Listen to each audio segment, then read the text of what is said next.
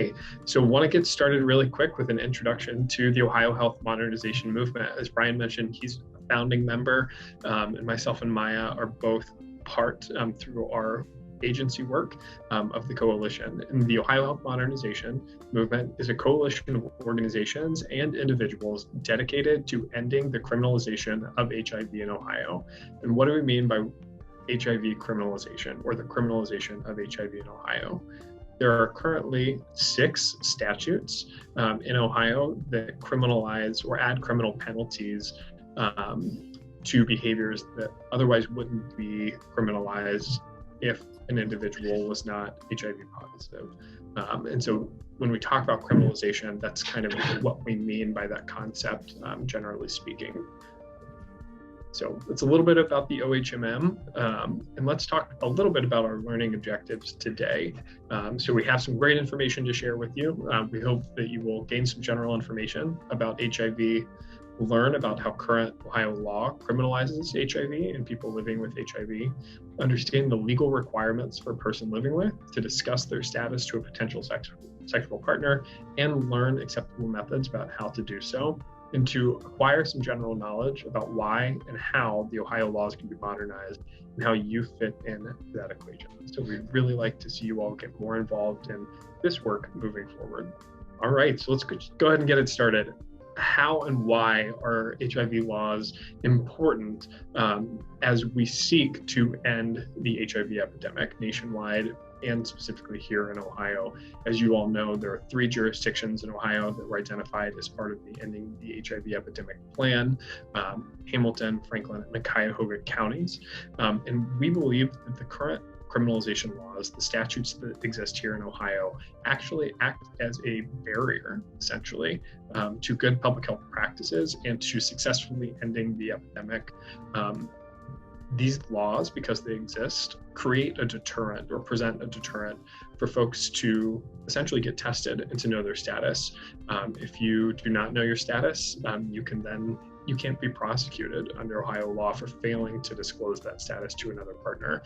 And we know that that is not a good public health practice.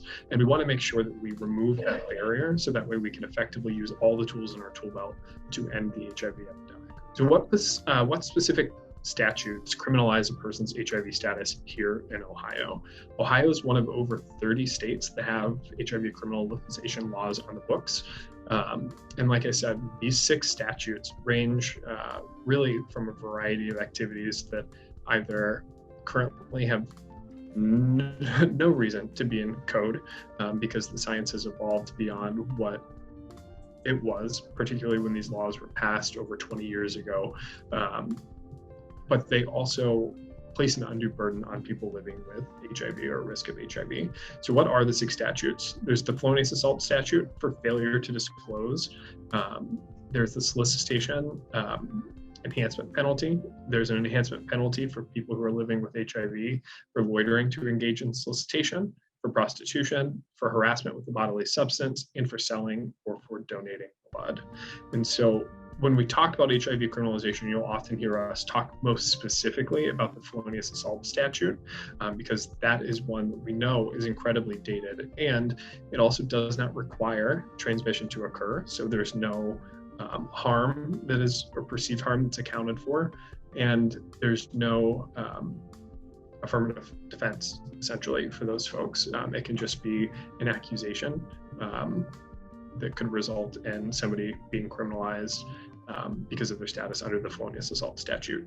The data that we found from counties all across Ohio shows that most frequently folks are prosecuted under either the solicitation enhancement penalty or the enhancement penalty for harassment with bodily substance. And we have seen that harassment with bodily substance statute used particularly in carceral settings. So if an individual is incarcerated and they may be living with HIV and they happen to, let's say, spit on a corrections officer, they could be prosecuted under that statute as well. So we have seen, like I said, those 2 penalties most frequently used against this community.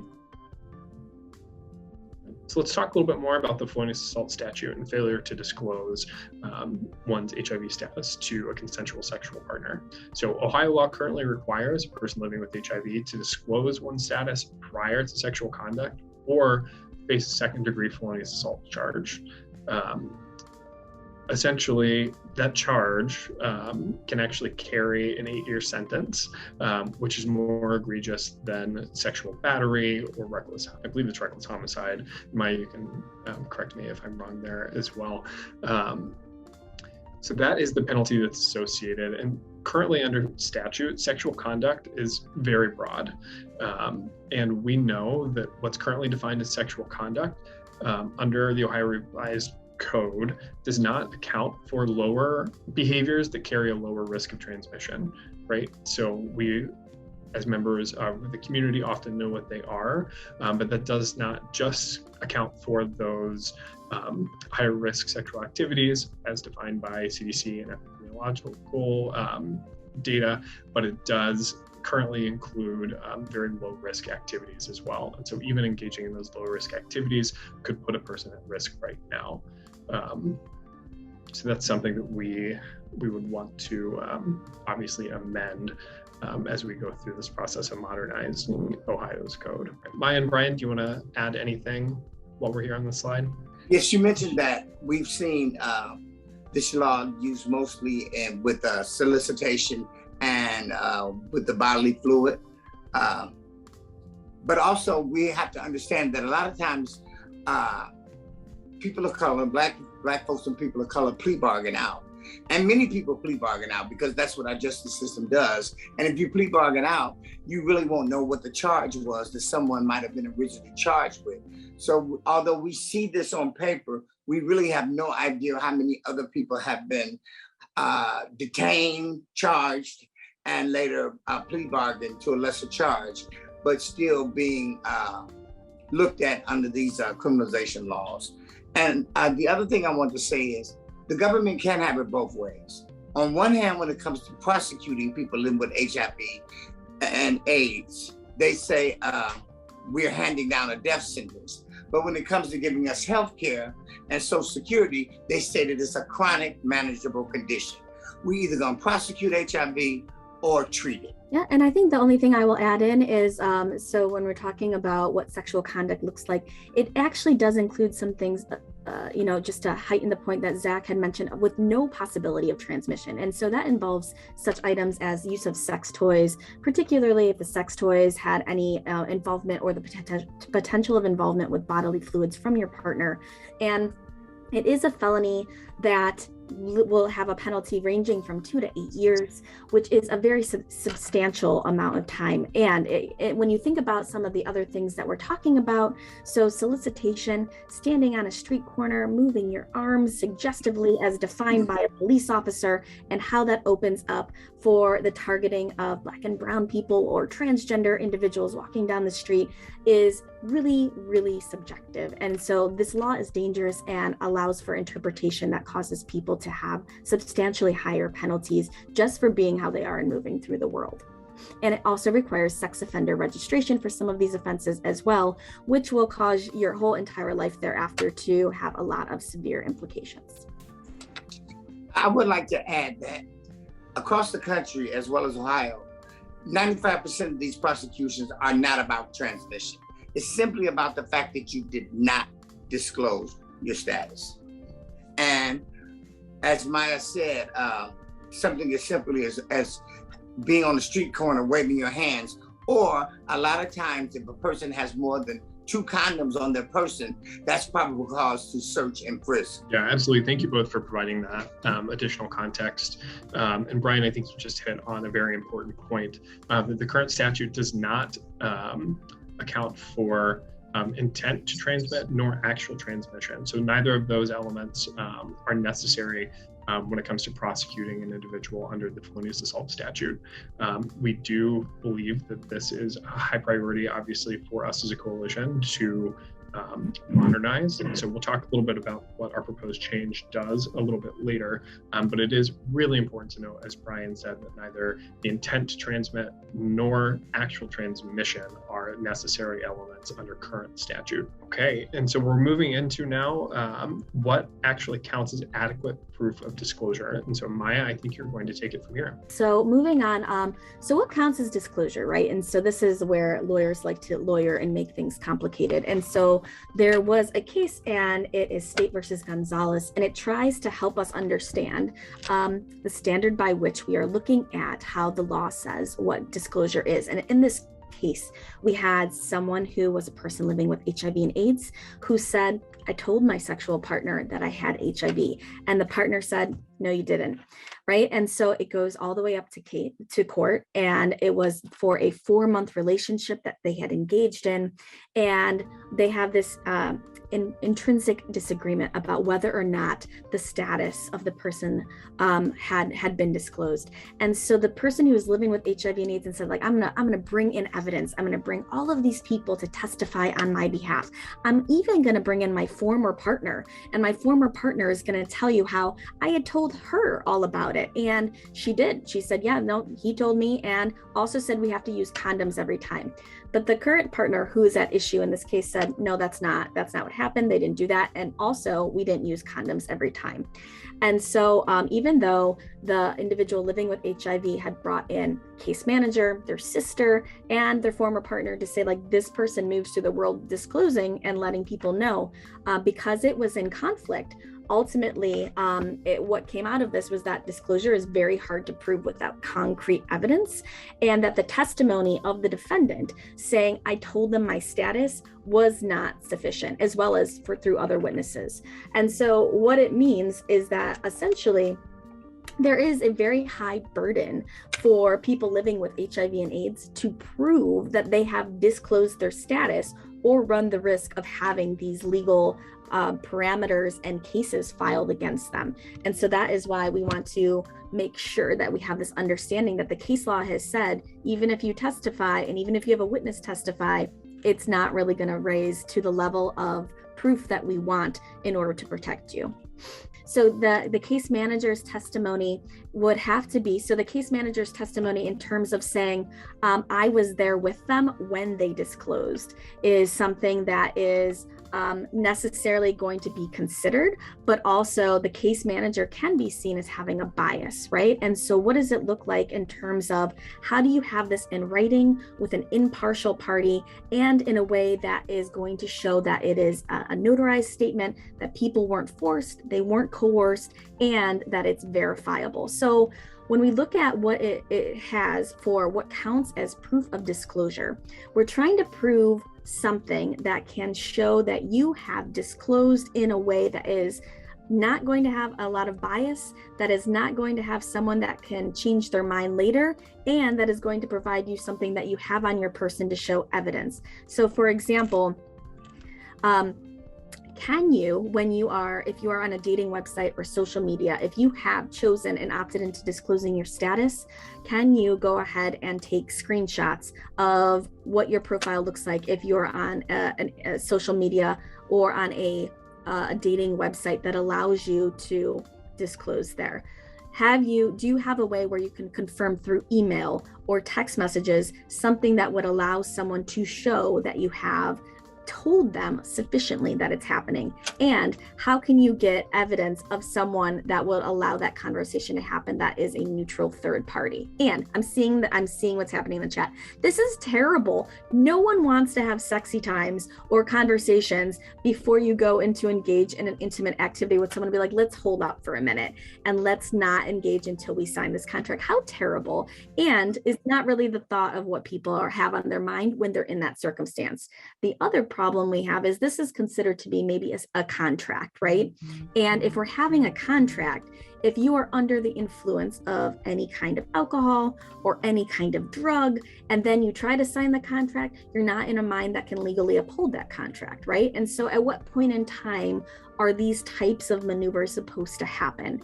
And so suggesting that people be accompanied to a place where there's a third party that can listen in and can verify that it's happened is helpful. But at the end of the day, I think it's best if you can do something where you can say, hey, here is something that we have that's signed, a video, a notary, a statement, where we can try to protect ourselves in a different level while acknowledging and saying this is inherently unfair, a really crummy law, and we don't love that we have to do it.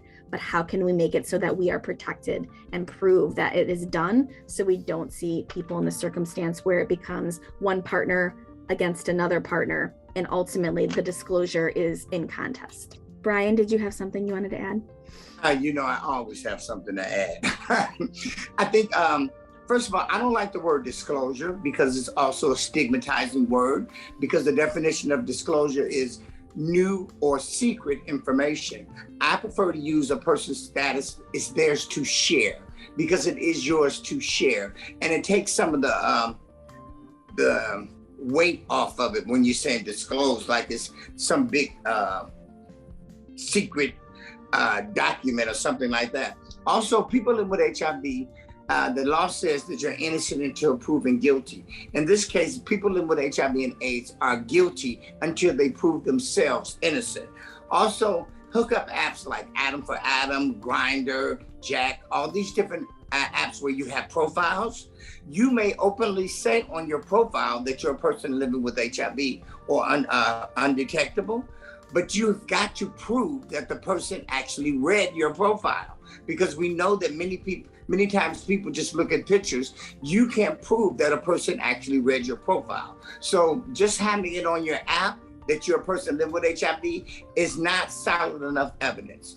The only thing I have seen that is held up in the case of law has been a doctor coming in and saying that yes, this person came in, and the doctor also documented it in the case notes. So a lot of times screenshots, text messages, they may not allow it into the courtroom. Although they can prove something, they won't allow it into the courtroom. Up until recently, the science hasn't been allowed into the courtroom, and we'll get more into that a little later. Up until recently in Arkansas, where a person's viral load was defense for them. So we'll get into that later. Thank you. Well, I don't know if a doctor is considered unbiased, but I do think it's the highest threshold of trust, and that the doctor also had it in the case notes. And this happened with the doctor here in Cleveland. So I think at some point the court has to honor a doctor's word, because for me, it's kind of on the same threshold of trust as the judge. So what we have seen, so the problem is that we have seen when you're going before a case manager or a doctor in some of the disclosure cases that we have seen is the defense tends to be something along the lines of, I didn't know what was happening, and that's not how they explained it to me in that circumstance, right? So we have seen people raise that, like that under awareness, or like that's not what the conversation looked like.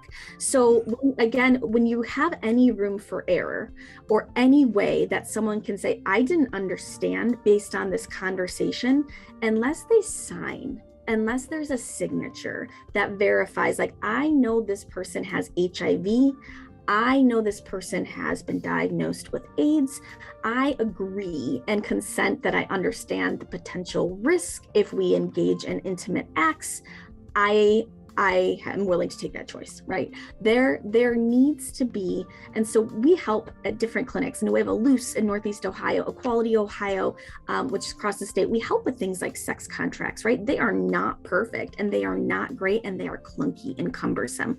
But at the end of the day, when you have conversations as opposed to a signed statement, that, like, the signed statement is the highest level that you really want to try to go to, specifying like what you said, leaving no room for ambiguity or confusion, and making sure that everyone is on the same page, right? You don't want to get it to a point where anyone can walk into a place and say, like, that's not what they said in this conversation, because it still leaves the door open. And again, so the case we were just speaking of had testimony from the case manager, and it didn't give rise to a level of that supported not convicting in that circumstance. So how can you make it as full proof as possible? You're looking for something signed. I do have another step comment. I have seen cases where the person who originally lodged the complaint said that the person did disclose, and the state still picked it up and still prosecuted the person. So in this case, it doesn't matter. You can have someone say, I don't want to prosecute. They did eventually disclose. Once it's put in there, the state can still pick it up and still prosecute. And also, a person can always say they were under the influence. And we know that is very probable in a lot of cases that they were signed. Even though you say a signed statement, even under the best of circumstances, a person still can be prosecuted. Okay, so moving on to the next case that we saw. So in Ohio, and specifically, so we tried to challenge this. And when we challenged it, in a case, it was called State versus Batista. And we said, is it constitutional that the courts are making us do this? Like, this can't be right? And the court's like, no, it's right. Is essentially for like what the audience says. They said, we can't be forced to say something. We all have freedom of speech. I can't be forced to say my HIV status, right? And the court said, this isn't about freedom of speech. This is about conduct. And so essentially we are regulating the conduct of someone having sexual relationships without disclosing their HIV or AIDS status. And so now your freedom of speech argument isn't going to work here. And so then we said, okay, but like, isn't this unfairly targeting people who have HIV and AIDS and making them have to do things that are really uncomfortable and like not really great and also not based in science, right? And they said, but people living with HIV and AIDS are not considered to be a protected class. And so it's not going to give rise.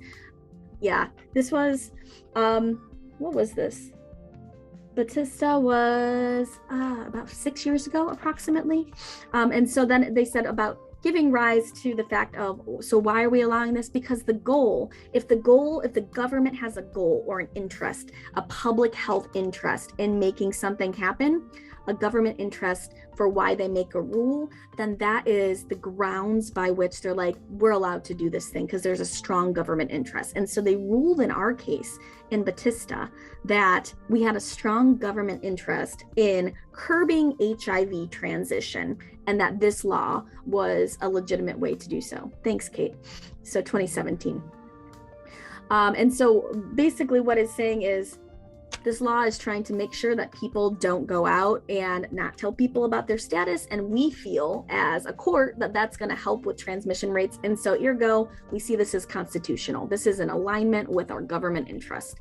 So pretty much they said, no, sorry, this is allowed in Ohio. And we're going to keep letting these laws stand right now. So basically that's kind of where we ended when Batista ended, was like, this is allowed. We're going to keep going.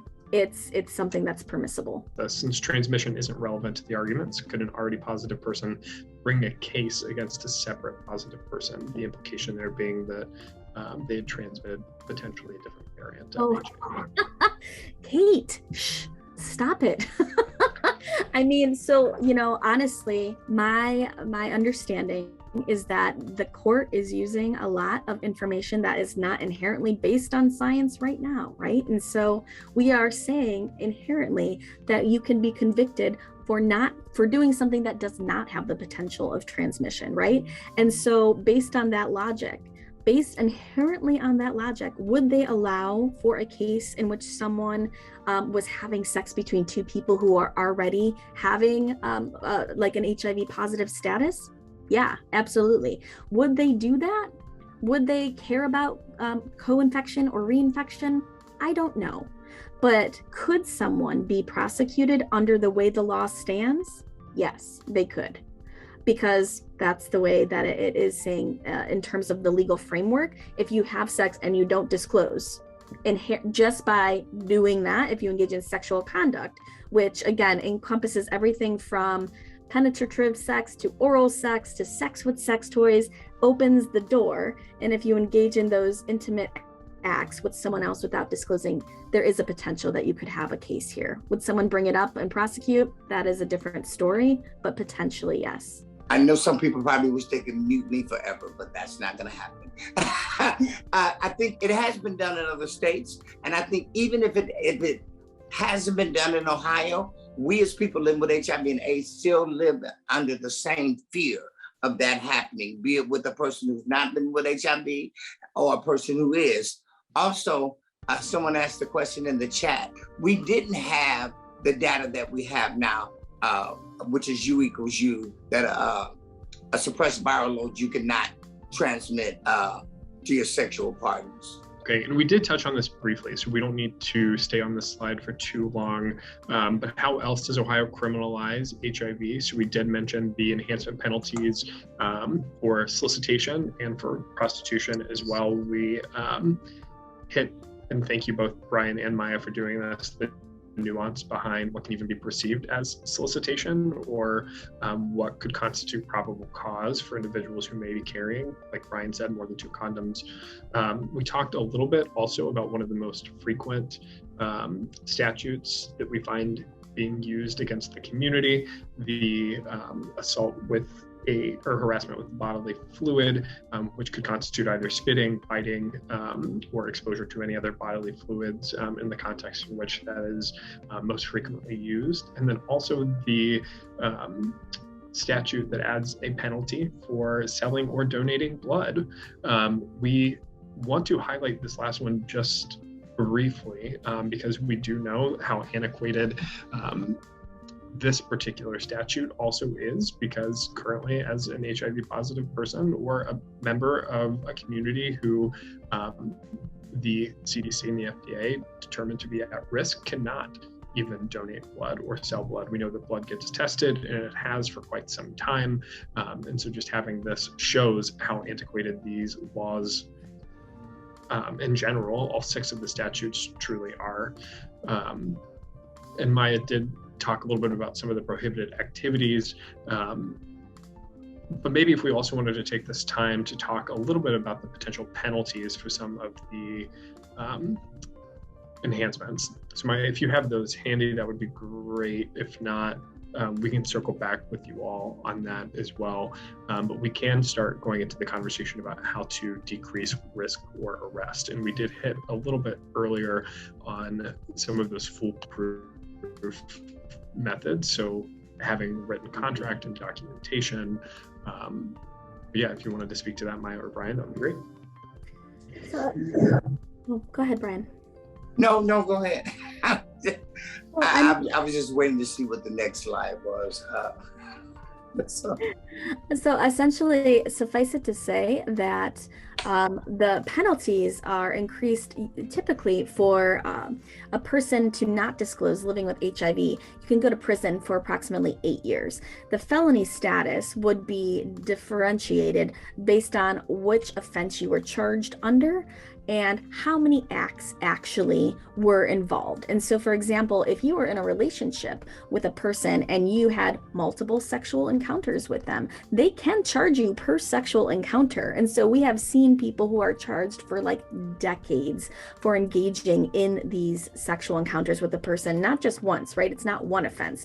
It is every single time that it happens that they can charge up to, because each separate offense is something that allows for an additional charge. And so the minimum is all going to be on a case-by-case basis, but I would say no less than a 2 to 8 year window is what we're looking at for people to have these upcharges with the affiliated different ORC statutes that Zach had listed. Yeah, I also want to say that the government wants you to disclose, but they don't make the environment safe. Oops, I don't know what happened to, but they don't make the environment safe for you to disclose. My own personal experience has been, I disclosed to someone that I hadn't even held hands with. We had been talking over a 2.5 week period. After I disclosed, that night my car was set on fire in our driveway and burned to a crisp.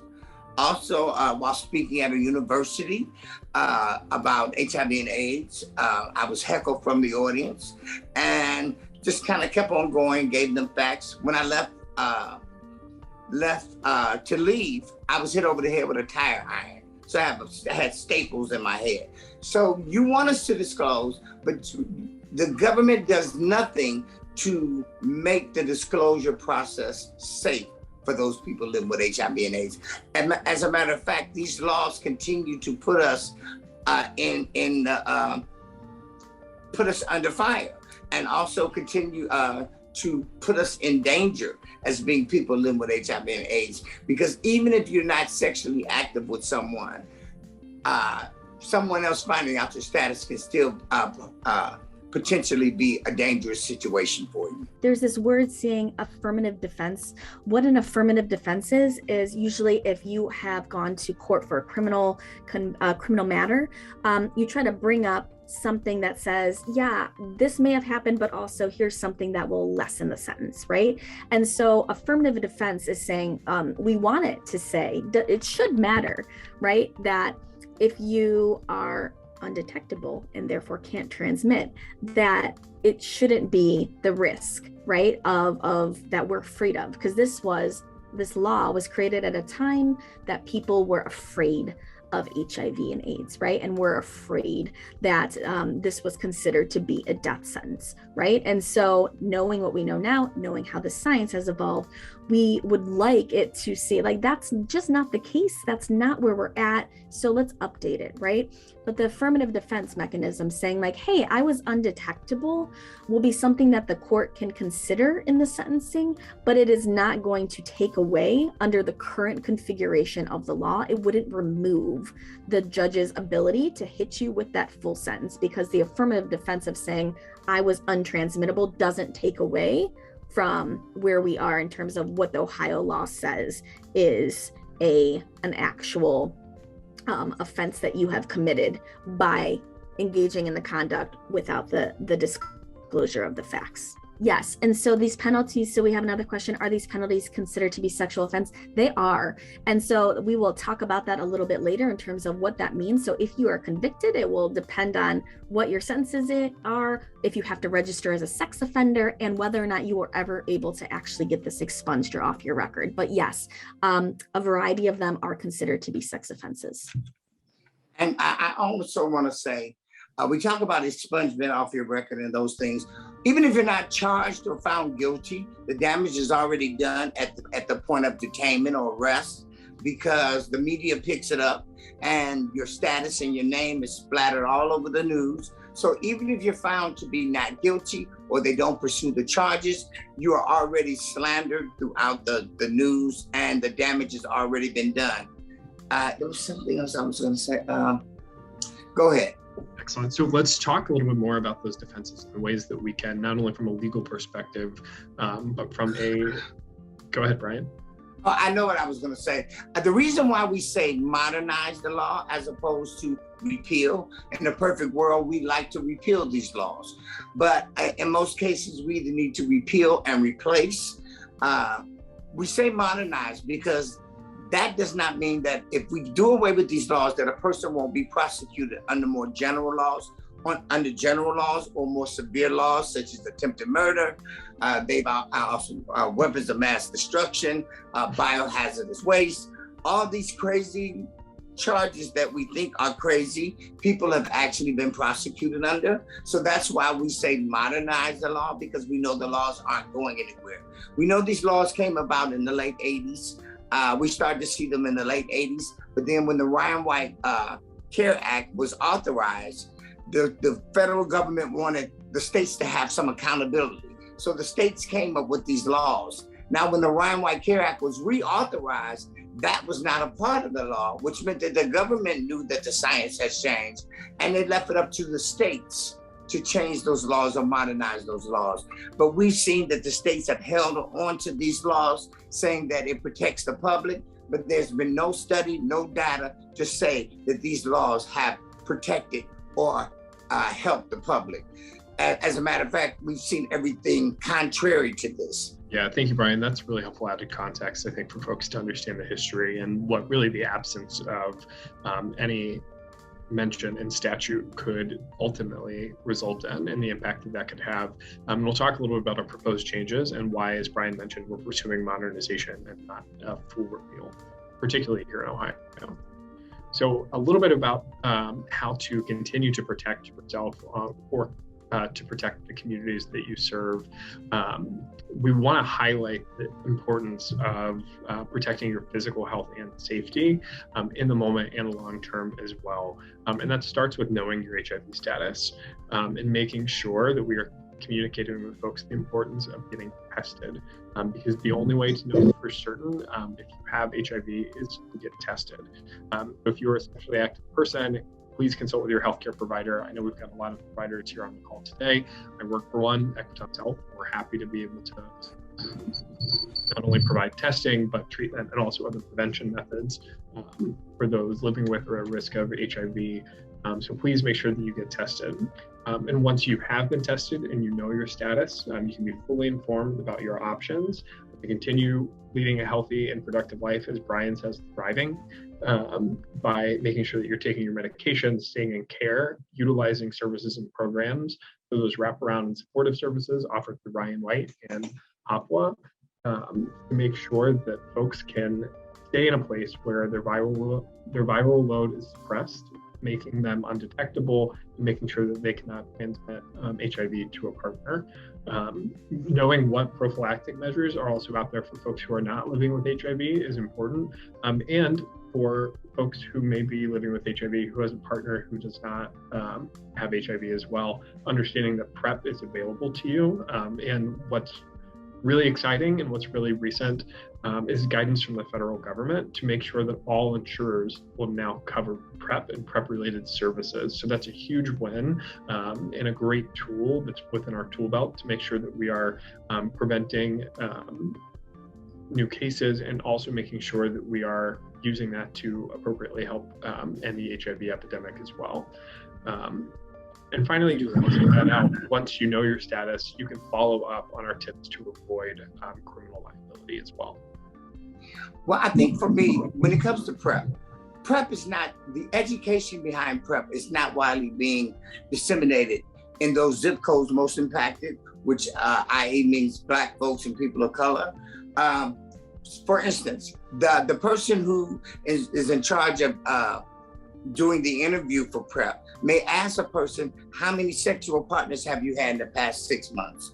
And they say 1. And then they say, you're not eligible for PrEP. What that person may not want to tell you is that that it's a female and her husband, she's only had 1 sexual partner with her husband, but her husband has had 10 sexual partners. They may not want to tell you that. And there are other ways to figure out if a person needs PrEP. If someone comes in and asks for PrEP, they must need it for a reason. And it doesn't mean that a person openly wants you to know what their issues are. Also, I don't know if we talked about the stigma index. I thought there was a slide for it, but I guess I must have missed it. But the stigma index is an international standardized tool. And we learn a lot of information from the stigma index. Okay, Kim says it's coming up, so go ahead. It's on a later slide, Brian. And I want to be cognizant of time too, so we may have to kind of speed up what we are discussing on these next couple of slides too. And some of this we did already hit. So Maya, if you wanted to, or Brian, talk really briefly about what to do if somebody is arrested or if they find themselves at risk of being arrested. Well, I think first of all, don't say anything. A lot of times the police will tell you it's in your best interest or they can possibly reduce the charges. The police have no authority when it comes to doing that. Also, it's important for medical people and case managers and stakeholders who are doing this to have the resources to connect that person to, because immediately connecting that person to other resources like Equality Ohio or HIV Law and Policy, a Center for HIV Law and Policy, can be the difference in that person possibly getting probation or getting a lengthy sentence. Absolutely. And so the biggest thing is when you see a police are not your friend if they are there to investigate a criminal act. That is just, they are not on your side.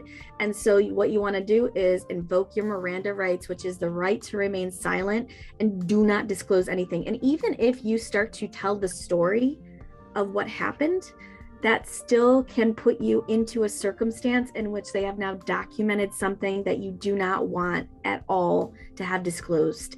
And so at the point in time a police officer comes, the advice and recommendation is, I would like an attorney. I am going to use my Miranda rights and remain silent.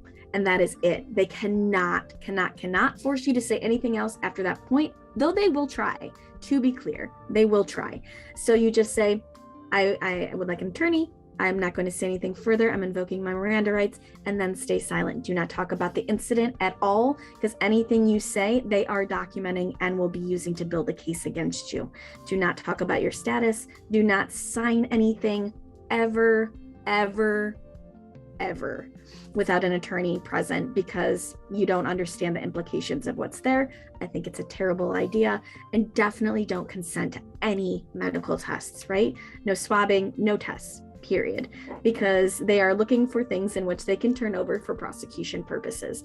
That is just the end of the day example. And so don't consent to anything without an attorney so that you have your interests, your best interests covered. Thank you both. All right, moving ahead, also making the case for modernization and why we need to modernize Ohio's law. And Brian, here's your slide about the stigma index. About the stigma index. Yep. In short, the stigma index is an international standardized tool. It was developed and implemented by people living with HIV.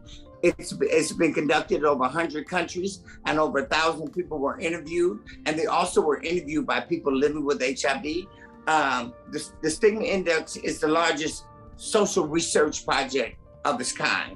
And just to give you an idea why the stigma index is important, when it first came to the United States, Michigan was one of the states to conduct the stigma index. And from that, we learned that over 51% of the people polled felt it was reasonable or somewhat reasonable to delay care based on the fact that they might be prosecuted. Also, many people, an enormous amount of people, after the year after they got their diagnosis, the following year they went back and got tested again because they did not believe what their diagnosis was. So this addresses the acceptance of one's status. Now, 60% of the people who were interviewed felt that they would not be given a fair trial. If we compound this with the stigma of Black folks and people of color also believing they wouldn't be given a fair trial, this kind of makes it even more overwhelming. And with the fact of what mass incarceration is real, and with the critical race theory being over 40 years old, we have to look at all these little pieces when it comes to prosecuting people living with HIV and AIDS. Okay, so we talked about U equals U. U equals U is undetectable equals untransmittable. In short, there were 4 studies that substantiated this. It was HPTN 052, which involved 97% of heterosexual couples. Also, another thing about HPTN 052, it was the first particular randomized study that came about. But we've known about the science of U equals U, that a person on medication could not transmit. We have known this since the late 90s. Also, because there was the San Francisco cohort that dealt with pregnant women with vertical transmission, mother-to-child transmission. There was also the Ugandan cohort that dealt with a different viral load. When we say undetectable equals untransmittable, all the studies that substantiate this were done with a viral load of 200 and below. Normally, when we talk about undetectable, we're talking about that less than number, less than 25, less than 40, whatever the sensitivity of the test. But for these studies, we know that you can have a viral load and still not transmit HIV to your sexual partners. So there was HPTN 052, there was the Partner Study 1. The good thing about the Partner Study 1, although they were heterosexual mixed status couples, where one was negative and one was positive, they followed several couples when it came to anal sex. A lot of times we tend to look at anal sex as being gay sex, so to speak, but many heterosexual couples engaged in anal sex. So there was HPTN 052, the Partner Study 1, Opposite Attracts, which dealt with just same gender loving or gay men, and the Partner Study 2 study, which dealt with just gay men. Over 125,000 condomless sex acts. Condomless sex acts. We see that now that the CDC used to say unprotected sex, now they say condomless sex, because they know that the sex is still protected if a person is on medication. So all these studies substantiate the science is very clear. You cannot transmit HIV to your sexual partners. Even though we don't have the data that deals with IV drug use, it is of the opinion of other experts that this is applicable to that. But like I said, we don't have the data to substantiate that. Also, the U equals U campaign has a third U, which is universal health care for all. And this is the great reason for a public health argument. These criminalization laws need to go away, because that protects the public. Also, U equals U will protect the public, because it's the reason as to why everyone needs equal access to healthcare and medication. We'll talk a little bit about what our proposed changes are really quick. I'll highlight those, and then we'll highlight some resources. There are some links being dropped in the chat right now for the CEO, for the continuing education credits the CEUs, and then for Equality Ohio's legal clinic, and for our I'm In campaign, that you can sign up to join our movement, to say that you're behind our efforts to modernize these 6 statutes and to make sure that we can promote lived equality for folks that are living with HIV. So what are those changes? Well, essentially, we are shopping around the legislation right now. We're working to educate members of the General Assembly to get them up to speed on the state of HIV, not only in Ohio, but nationwide, letting them know about all the developments that have occurred in science, in prevention and in treatment. Since these laws were passed in the early 2000s here in Ohio. And what we're hoping to accomplish, and what we're hoping to do at the General Assembly, is to have legislation introduced that would accomplish a couple key goals. We would remove those enhancement penalties for solicitation, for loitering, for selling or donating blood, because, as we mentioned earlier, folks can already find themselves prosecuted under those existing statutes. There's no reason that their HIV status should result in an enhancement penalty for those individuals. Additionally, the proposal would remove the felony penalty and reduce it actually to a misdemeanor for those who intend to transmit the virus and actual transmission occurs. So if actual transmission did not occur, you were just accused, and you did not intend to cause harm or to transmit HIV to a partner, you would not be able to be prosecuted under the statute. We believe this is really, really important to emphasize and to make sure that we account for that intent, that state of mind, and actual transmission prior to anyone being at risk of anything like this. And we are pushing, like Brian said, for modernization, knowing that we are working with the legislature who may not be as informed as you all are about the state of care, treatment, and prevention, and we do have our work cut out for us. But we do firmly believe that Ohio can and will be another state to add to the growing list of states that have either modernized or repealed the statutes in state law. All right, so here are a couple of links on the screen for you all, back to the Ohio Health Modernization Movement. It's also linked in the chat there for you as well. Back to Equality Ohio, to the Center for HIV Law and Policy, some of our national partners, to the CERO Project, and then back once again to the Equality Ohio Attorney Referral Network as well. So They have a great network built out for folks who are at risk of prosecution under these laws or who find themselves being prosecuted under these existing statutes. Once again, the ACLU AIDS Project is in here, HIV Law and Policy, the National Legal Aid and Defender Association, and I think that we are running short on time for questions. We do have a few minutes. I think we have to cut off right at 11:59. But if you do have any additional questions, you could reach back out to Kim at ohmodernizenow.org, and Kim will help us get those questions answered for you all as well. I just wanted to say thank you for your time. And if you have any additional questions that I might assist with, please feel free to reach out to Maya, which is MAYA, at equalityohio.org. And I look forward to working with you all, and have a great rest of your day. I would like to say in closing, with the Ending the Epidemic funding and initiative taking place, many of these initiatives, we have those 3 jurisdictions, have agreed that HIV criminalization laws need to be modernized. Please push for your health departments to sign on to modernizing this law and to support the Ohio Health Modernization Movement. Thank you. Awesome. Well, thank you all. Thanks for joining us. And we hope to see you soon in this work as we start advocating before our General Assembly to modernize these laws.